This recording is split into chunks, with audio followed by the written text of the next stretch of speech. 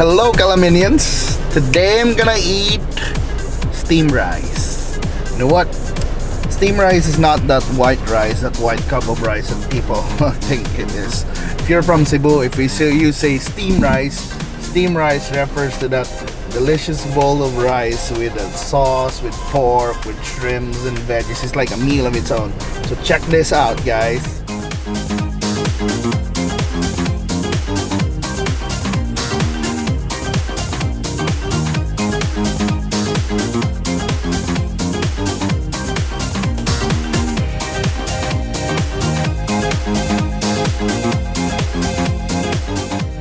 Kami karon diri sa Dinghaw kay mao ni ang lugar na diin gi-invento ang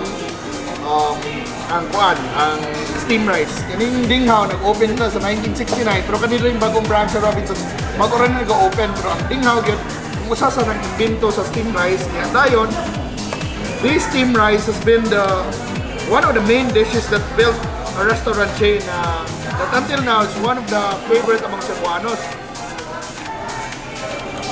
Ang kanindot sa steamed rice is that it's like a meal on its own because na shrimp, na pork, na utan, rice, o lamig sa kayo yung sauce. So guys, kamo, pila ka po steamed rice inyong mahurot sa usa ka kananan.